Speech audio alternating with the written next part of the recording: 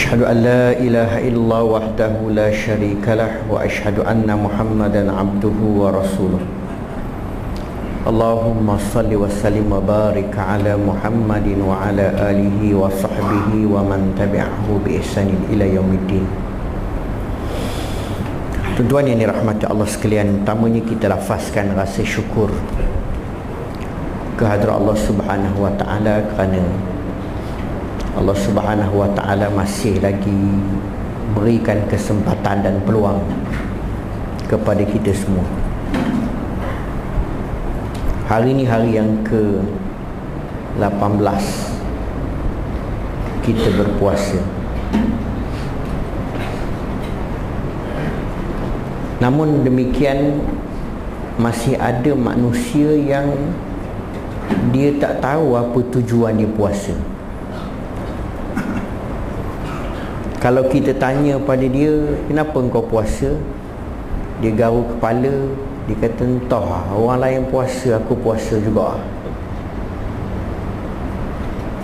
Tuan-tuan yang dirahmati Allah sekalian, apabila kita gagal mengenal pasti matlamat dan tujuan kita puasa, maka kita hanya dalam menjalani ibadah puasa ini, kita hanya kosongkan perut dan tidak melakukan perkara-perkara yang membatalkan puasa sahaja.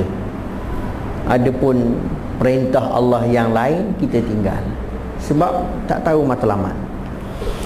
Matlamat puasa ini Allah Subhanahu wa taala sebut dalam ayat kewajipan puasa yang saya yakin ramai ustaz baca.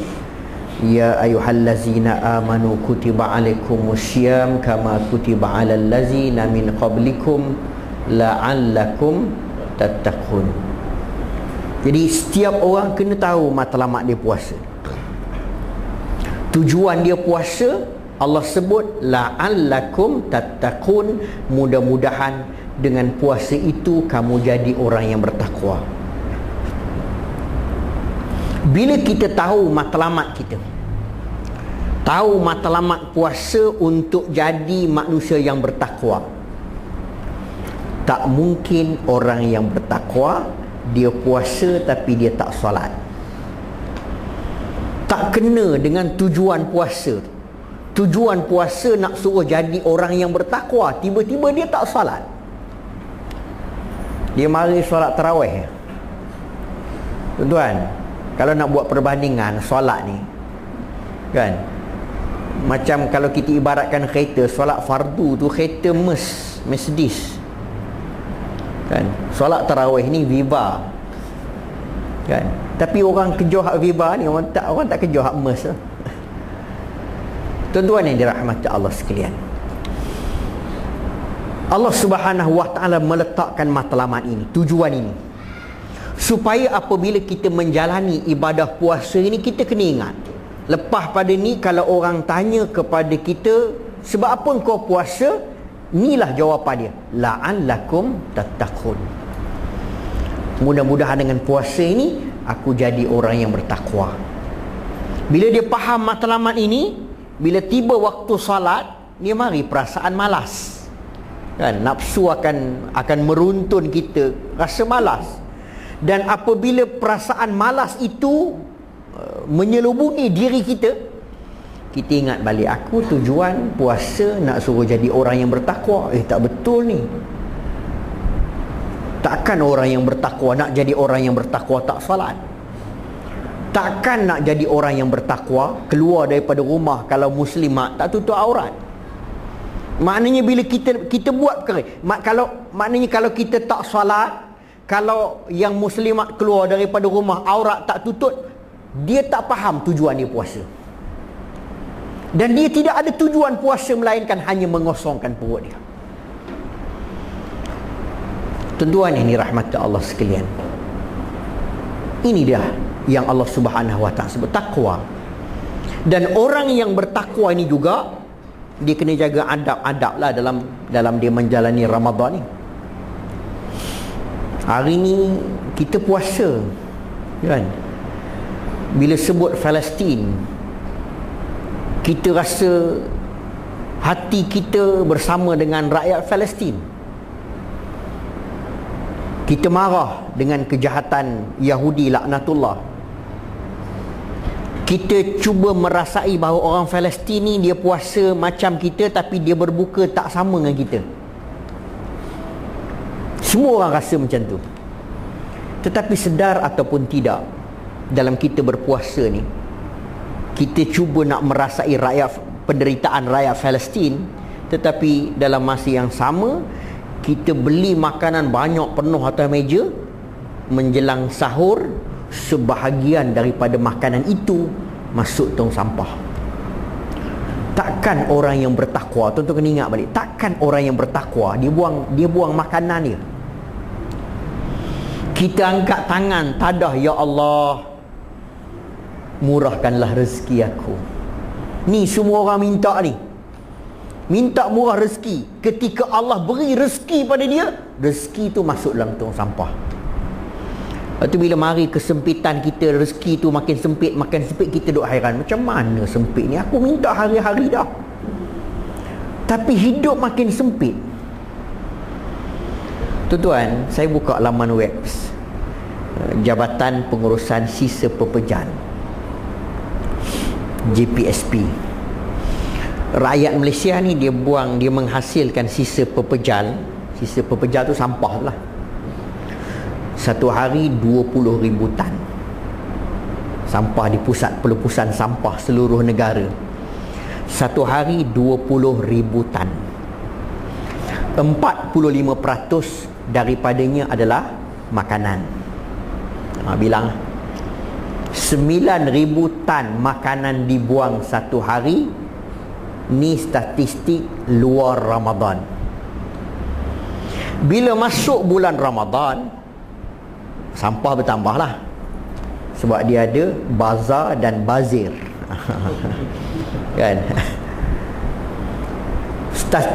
Statistik mencatatkan 29,000 tan satu hari dalam bulan Ramadan.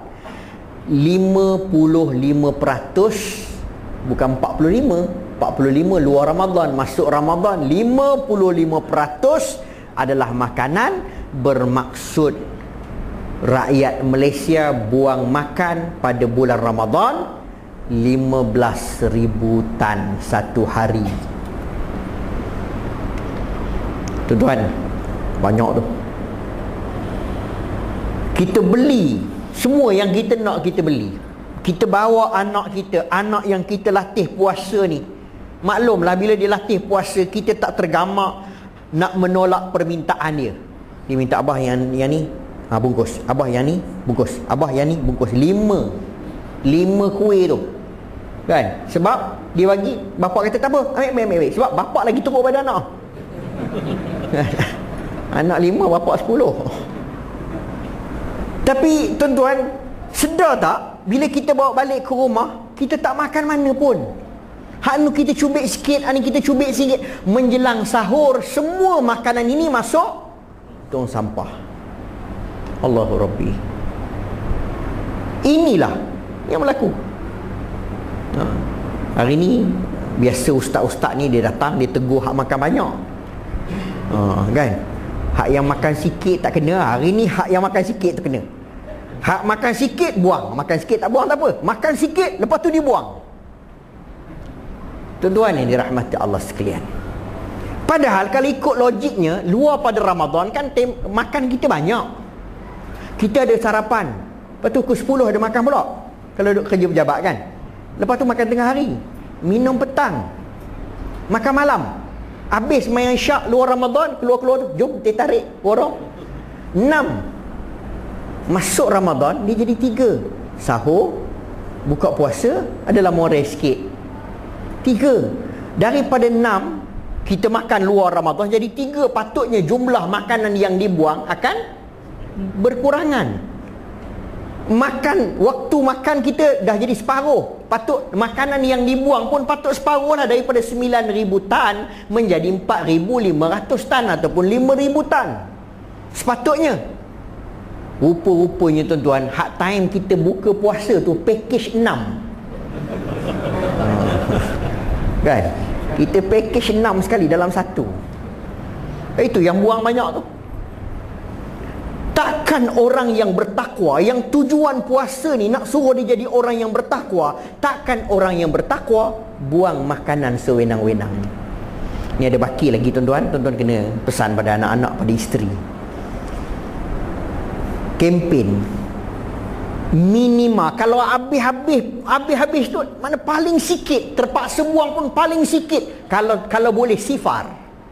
Atau orang tua-tua dulu dia ada ayam itik, dia bela bagi makan. Tujuan bukan komersial pun, dia nak bagi selesai dia punya sistem makanan tu lah. Kita kat taman ni kalau bela ayam itik, kelahi kan, yang fikir mari saman kan. Maknanya kena nak bagi kucing makan ke apa, terpulang lah. Tapi makanan itu tidak dibuang dalam tong sampah. Sebab tujuan kita puasa nak jadi orang yang bertakwa. Tuan-tuan, orang yang bertakwa ini juga adalah orang yang berada di atas landasan Al-Quran. Allah sebut dalam Al-Quran, zalikal kitabu la raiba fi hudan lil muttaqin. Inilah kitab, yakni Al-Quran, yang tidak ada sebarang keraguan. Hudan lil muttaqin, petunjuk bagi orang yang bertakwa. Maknanya kalau orang tu dia puasa tapi dia ragu dengan Quran, tak betul puasa dia, tak kena puasa dia. Sebab puasa nak suruh jadi orang yang bertakwa. Orang yang bertakwa, Allah sebut dalam Quran, dia tak ragu dengan Quran. Sebab Quran ni petunjuk bagi dia. Tuan-tuan yang dirahmati Allah sekalian, Allah Subhanahu wa ta'ala turunkan panduan yang hebat ni. Manusia atas dunia ni kalau dia nak pergi satu tempat, dia pakai GPS, Global Positioning System. Betul tak? Betul kot? Kira betul lah. Kan? GPS, kita tekan mana yang kita nak pergi tu, kita pilih, kita tekan, dia akan pandu kita bawa. Dia akan beritahu sepanjang perjalanan itu, dia beritahu on 300 meter turn left. Mana kau nak kiri ya? Tak boleh buat pandai-pandai, kena ikutlah panduan ni. Kalau kita buat pandai-pandai kita, dia kata 300 meter masuk kiri, kita kata ikut aku lah, peduli apa aku nak dengar dia, aku nak terus. Kita pun terus. Dia kata corner kiri, lepas pada tu we calculating, pening dia kan. Kita langgar arahan dia. Kita rasa kita lebih pandai, kita lebih bijak. Aku nak dengar mesin buat apa kan. Sampai selamat datang, kita nak pergi KL, tulis selamat datang Johor Bahru. Sesat tu. Mana sesat lah. Tuan-tuan, atas dunia ni Allah bagi GPS ni, Quran. Kita nak ke mana ni? Kita dalam perjalanan menuju ke akhirat. Maka panduan yang Allah turunkan kepada kita, Quran. Tuan-tuan, Quran ni hebat tak hebat tuan-tuan. Dr. Maurice Bucaille, pakar bedah Perancis, dia masuk Islam dan dia tulis buku lah. Buku dia Al-Quran, Bible dan Sains. Maurice Bucaille ni dia masuk Islam sikit lah cerita dia, lepas tu baru cerita buku dia. Maurice Bucaille ni, Dr. Maurice Bucaille ni, dia pakar bedah Perancis tahun 1975. Cerita ni tahun 1975.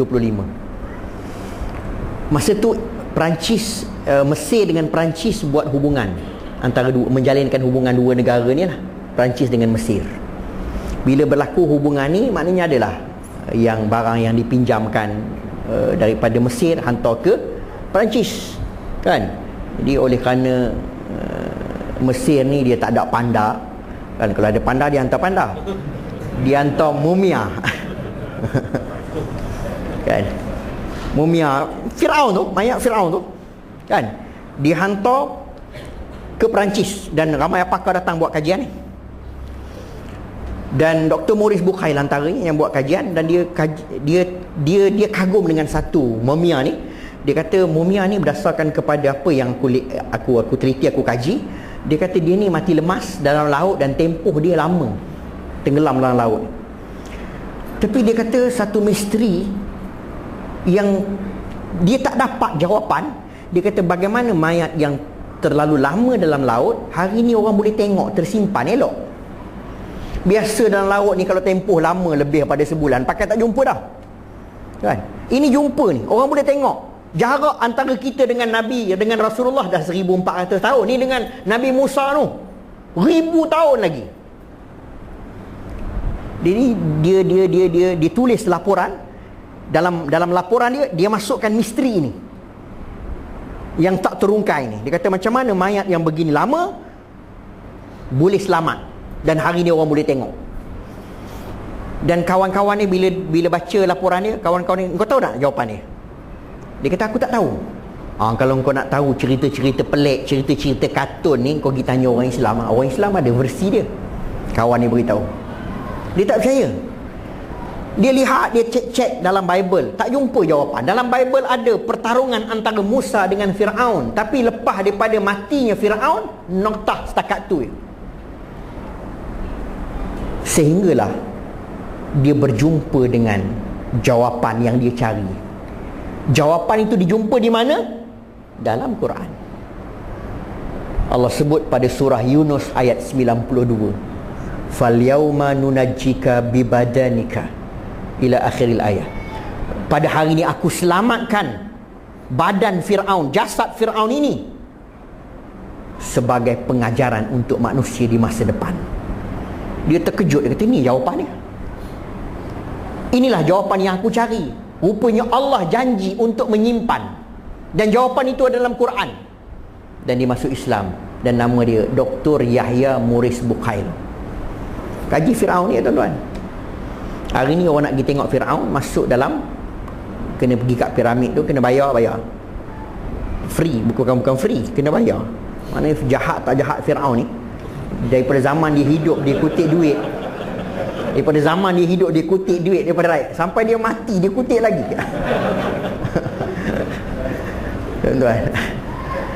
Tuan-tuan yang dirahmati Allah sekalian,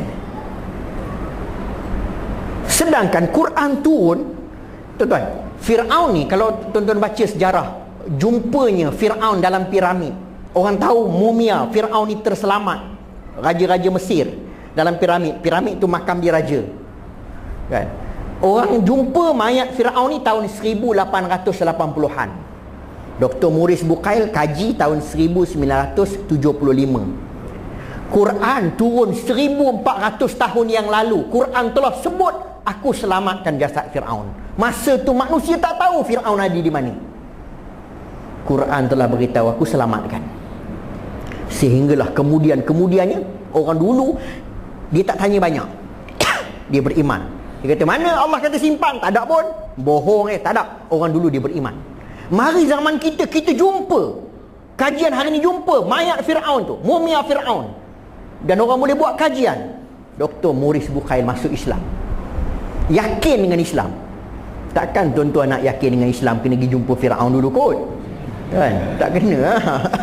Kita daripada kecil dah. Tuan-tuan, baik. Dia tulis buku Quran, Bible dan Sains. Dia kata terlalu banyak percanggahan. Fakta-fakta dalam Bible bercanggah dengan sains moden pada hari ini. Tetapi tidak ada satu pun percanggahan dalam Al-Quran dengan sains. Nak beritahu bahawa Quran ini benarnya datang daripada Allah. Tuan-tuan tengok dalam Quran ni ada surah semut. Surah Al-Namlu. Surah semut. Dan Allah sebut ni surah Al-Namlu ayat 18. Hatta iza ataw ala wadin namlah qalat namlatun ya ayyuhal namlu udkhulu masakinakum la yahtimannakum Sulaiman wa junuduh wa hum la yash'urun. Allah sebut ni cerita, kalau tuan-tuan buka tafsir ni politik semut. Allah suruh manusia belajar berpolitik dengan semut. Politik ni maksudnya mengurus. Kita kadang-kadang dengar politik allergic dah, gatal belakang dah. Kan? Dia tak tahu maksud politik. Mengurus. Allah suruh manusia belajar bagaimana cara semut mengurus koloni dia. Bila tentera Sulaiman sampai, tentera Nabi Sulaiman ni ada binatang, jin, manusia, sampai semut, qalat namlatun, telah berkata seekor semut betina, dia kata udkhulu masakinakum, wahai semut-semut sekalian, masuk dalam lubang supaya kamu tidak dipijak oleh Sulaiman dan tentera-tenteranya, dalam keadaan mereka tidak mengetahui. Semut ajar, masuk lubang, selamatkan diri kamu, sebab yang penting bangsa ini akan terus hidup untuk masa depan. Dia tak kata ni peluang kita ni. Tentera Sulaiman ni ada binatang, ada jin, ada manusia. Hak binatang tu dia makan, memang makan ikut dan. Barangkali akan ada makanan yang berselerak di atas tanah. Inilah peluang kita. Kita keluar ramai-ramai, keluar daripada lubang, kita kutip segala makanan ini. Bukan senang nak dapat macam ni. 5 tahun sekali baru jumpa. Tuan-tuan, semua dia tak kata gitu. Dia suruh masuk lubang. Disuruh masuk lubang. Baik, cuma saya nak sebut pada ayat ni, kan? Yang pertama disebut apa dia? Yang pertama disebut Allah kata hatta iza atau ala wadin namlah. Tak kala Nabi Sulaiman, tentera Nabi Sulaiman ni sampai di wadin nam, lembah semut. Allah guna perkataan wadin, lembah. Kita tahu semut ni sarang. Zaman-zaman dulu, zaman-zaman peringkat awal, orang tak tahu sarang semut ni satu kawasan yang luas. Orang sangka bahawa ada busut satu, lepas tu semut tu kecil masuk dalam sarang ni, lebih kurang besar kursi ni lah, lebih kurang. Kita duk rasa begitu. Tetapi Allah menggunakan istilah wadin. Hari ni orang buat kajian. Tonton tengok dalam YouTube, National Geographic dalam YouTube pun ada. Tonton taik kat YouTube tu sarang semut. Ada dokumentari tentang orang putih. Dia buat kajian, dia masukkan cecair dalam sarang semut. Kat busut semut tu dia masukkan beribu galon, masukkan dalam sarang tu. Lepas tu dia biar beberapa hari sehinggalah cecair itu keras. Semut semua mati lah. Lepas cecair itu keras, dia turun dengan pasukan dia gali. Nak tengok sarang semut besar mana. Tuan-tuan, dalam video itu mendedahkan, besar, sebesar padang bola sepak. Dalam dia, dalam. Tuan-tuan, Allah telah sebut lembah bagi semut ni 1400 tahun yang lalu. Semut ni hebat tak hebat, tuan-tuan? Dia ada sistem trafik dia sendiri.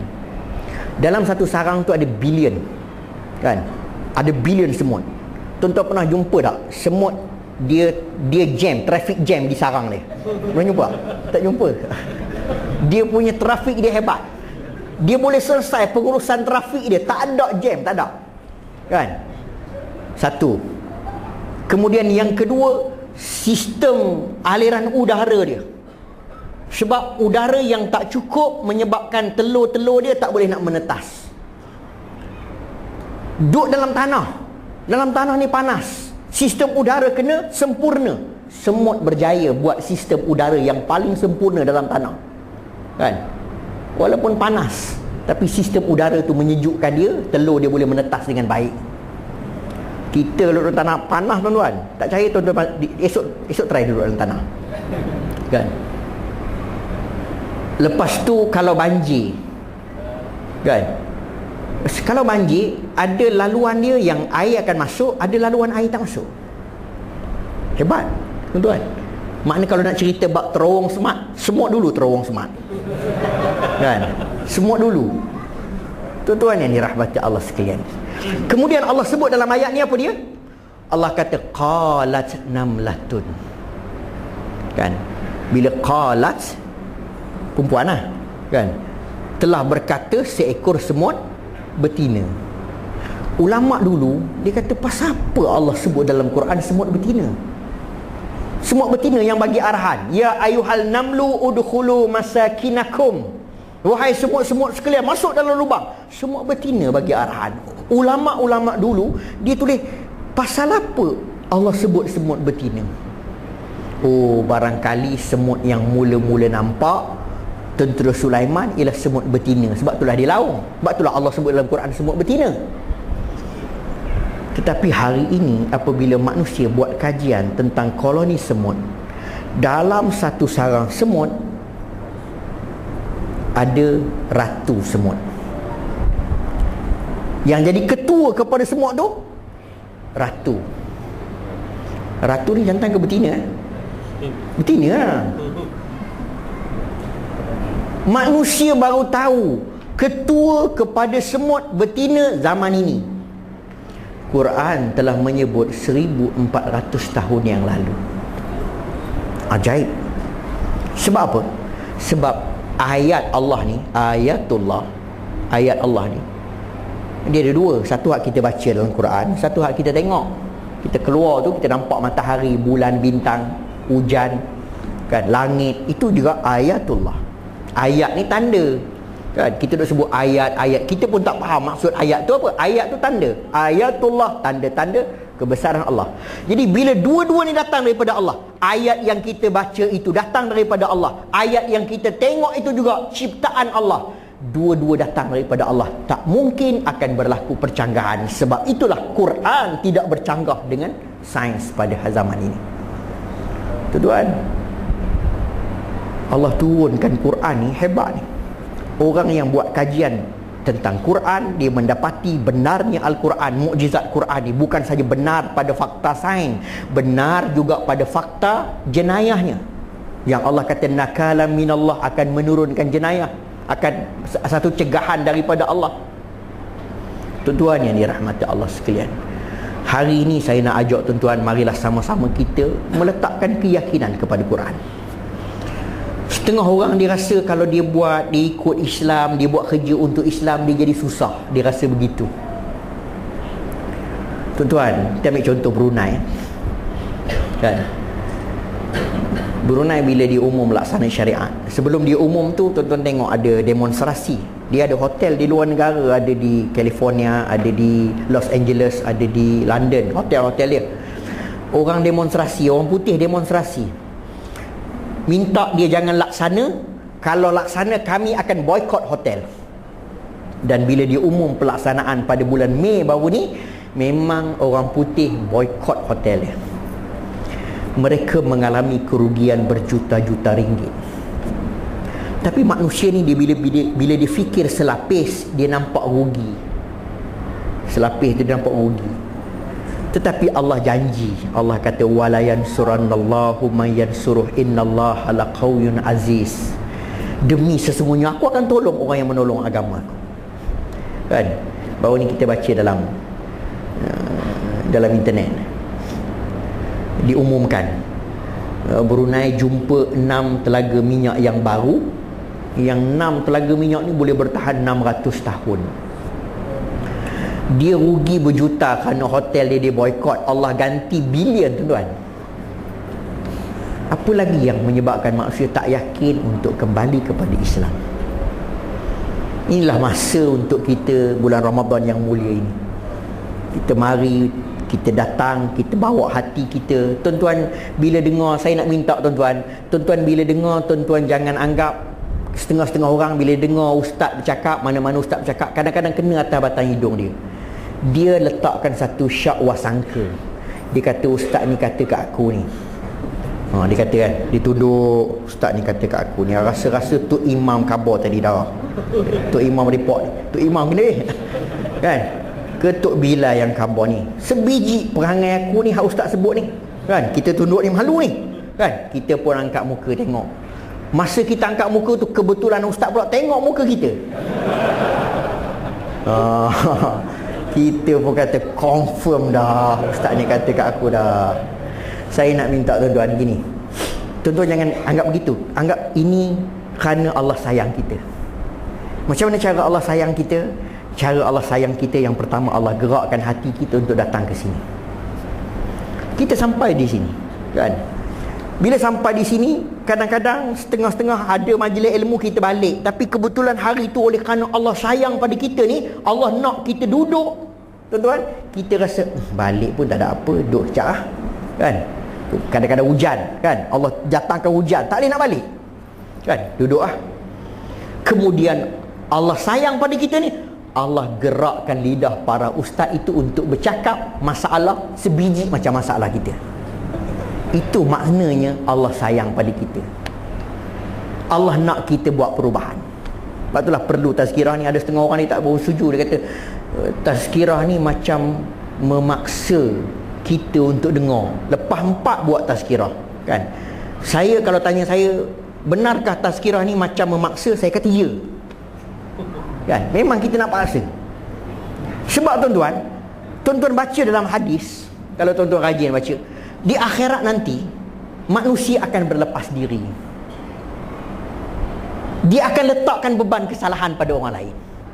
Seorang isteri akan menyalahkan suami depan Allah ni. Pemimpin, rakyat akan salahkan pemimpin. Ahli qaryah, dia akan salahkan jawatan kuasa masjid, jawatan kuasa surau. Dia akan salahkan. Atas dunia ni tuan-tuan boleh kan, bila kita nasihat sikit, kau sibuk apa hal aku? Ikut pandai akulah. Tak sampai tahu. Atas dunia tuan-tuan cakap begitu, tapi pada hari manusia melihat azab, dia akan cari helah. Bila dia cari helah, dia akan sabit. Ya Allah, orang sebelah rumah aku selalu pergi masjid, dia tak pernah ajak pun. Dia sabit orang sebelah rumah dah. Kan? Padahal salah dia tu. Kan? Ya Allah, tu imam selisih motor dengan aku, dia tak pernah tegur pun aku. Dia mula dah salah orang. Kan? Jadi orang yang jadi imam, orang yang jadi jawatan kuasa surau ni, di akhirat besok, bila manusia ni saling menyalahkan orang lain, maka mereka ada hujah depan Allah. Ya Allah, aku dah buat dah tazkirah. Lepas 4 buat tazkirah, dia balik. Kan? Ada jawapan depan Allah. Kan? Saya sebut ni tak ada kena-mengena sama ada yang hidup ataupun yang telah mati. Ada terasa belakang. Kan? Maknanya kita ada hujah depan Allah. Kan? Itu tujuan kita buat ni. Kan? Sebab masing-masing besok akan menjawab depan Allah Subhanahu Wa Taala. Dan hari ini kita, tuan-tuan sekalian, manusia ni mestilah hari ini mesti lebih baik pada semalam. Hari ini mesti lebih baik pada semalam. Macam mana nak lebih baik pada semalam? Apa ukurannya? Tuan-tuan nak ukur macam mana tuan-tuan lebih baik pada semalam? Tak ada ukuran. Di rumah tuan-tuan kok ada meter, kan? Kat bilik tidur tu tengok, semalam 20, hari ni 30, meningkat. Tak ada ukuran. Ukuran dia apa? Ukurannya majlis ilmu. Ukuran yang nak menentukan bahawa kita lebih baik pada semalam, majlis ilmu. Sebab setiap kali kita hadir majlis ilmu, kita akan dapat kefahaman yang baru. Kefahaman yang baru itulah yang menyebabkan kita lebih baik pada semalam. Dan kita amal pula apa yang kita dapat itu, menyebabkan amalan kita lebih baik daripada semalam. Jadi orang yang tidak hadir dalam majlis ilmu, hari ini dengan semalam serupa. Kan? Tapi yang mari dalam majlis ilmu ni, dia boleh praktikkan apa yang disebut hari ini mesti lebih baik pada semalam, dan esok mesti lebih baik pada hari ini. Dia boleh praktikkan. Jadi saya nak minta pada tuan-tuan sekalian, majlis ilmu ni kekal sampai luar Ramadan lah. Tuan-tuan hadir majlis ilmu ni sampai luar Ramadan. Kan? Kekal. Kita berlatih mari ni, kemudian kita akan lekat mari sini. Kita keluar daripada madrasah, kita meninggalkan Ramadan. Yang perlu dibawa bersama ialah takwa. Hari ini bila kita keluar pada Ramadan, kita kurung takwa dalam Ramadan.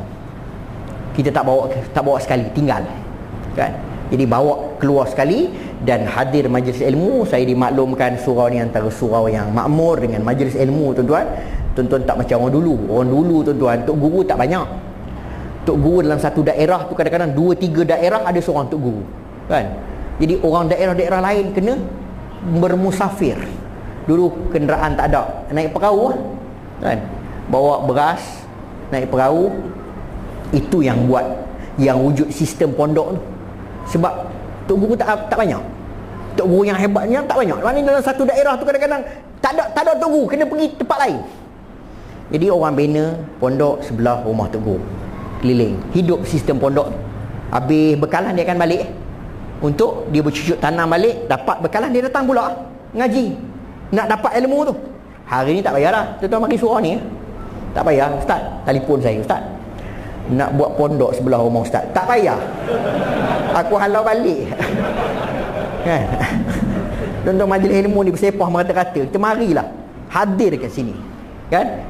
Makmurkan masjid surau ini. Mudah-mudahan Allah Subhanahu wa taala akan berikan taufik dan hidayah pada kita. Dan saya mohon ampun dan maaf kalau ada sebarang kekasaran dan ketelanjuran. Aku qauli hadza wa astaghfirullahal azim wa lakum. Assalamualaikum warahmatullahi wabarakatuh.